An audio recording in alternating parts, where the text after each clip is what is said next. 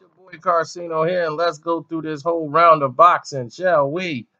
With Abner Mares, Leo Santa Cruz, with a double header tonight.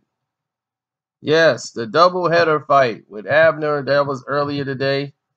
I don't know if you guys got a chance to catch that. There's a lot of stuff going on today, and Gutierrez tried his hardest in the ring with Abner. Abner was just too much. He got a technical decision over Gutierrez, but it was clear that Gutierrez was overmatched. Um, I thought he would fight a more tighter fight than this, but he kind of got blown out by Abner beating him to the punch, and that's from the large amateur background that Abner has, and being in pro fights as long as he has, he knew how to overwhelm Gutierrez and make him feel the experience level. And that way, you kind of do that with pressure and beating the fighter to the spots, and then just showing him like I'm dominating you with my experience, and they cave. So once you start seeing things like that happen, and you kind of understand as far as like where they're going and things of that nature.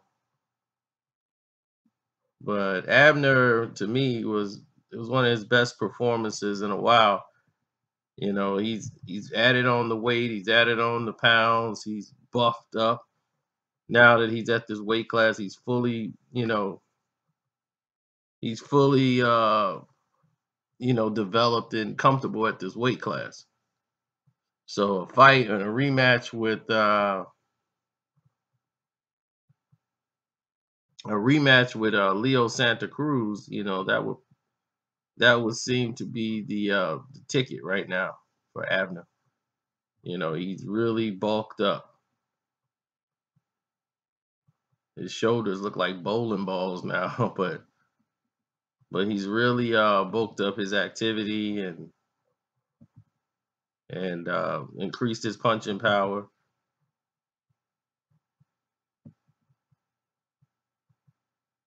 But it's always been with Mares, could he take it?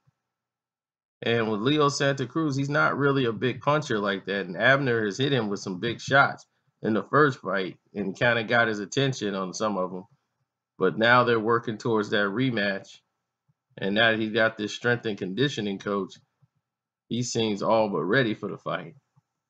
And then in the next fight they had, you had you got what's his name, Leo Santa Cruz. He just couldn't get the guy out of there. If you watch the fight, you seen Leo Santa Cruz. He really didn't look that fabulous. He looked a little out of shape and didn't look as fluent as he normally was. And I'm telling you, he was in for a fight. I was watching that Alvarado, man, it was a big controversy at the end of that fight. Because what's his name? Avalos, that's his name, Avalos. Avalos was in it for a while. Like, Avalos was hanging around. He was in the fight. And I'm like, okay, Avalos is in the fight. We finna see something, early on. It was going back and forth, good action. And Leo Santa Cruz wasn't looking like the Leo Santa Cruz we normally see. It was a different type of Leo Santa Cruz. So we're saying to ourselves, I'm sitting here like, oh, we might have an interesting fight here. Then round 4 and 5 happened. And then from that point on, it was tea time.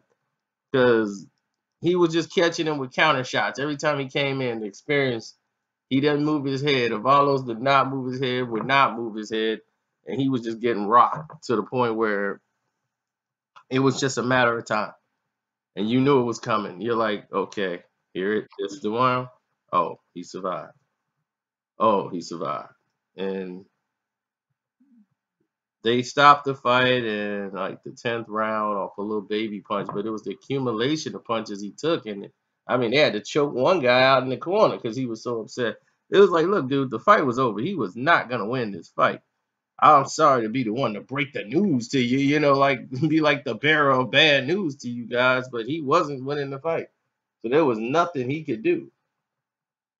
So hopefully they all get it and understand, but people rarely do. But it is what it is. It's your boy Carcino. I'm out. Enjoy the rest of the videos. Don't forget we got the other boxing fight to cover. The Showtime triple header, junior middleweight fight, 154. All three belts on the line tonight, so that's interesting. And we'll go through that card next. I'm out.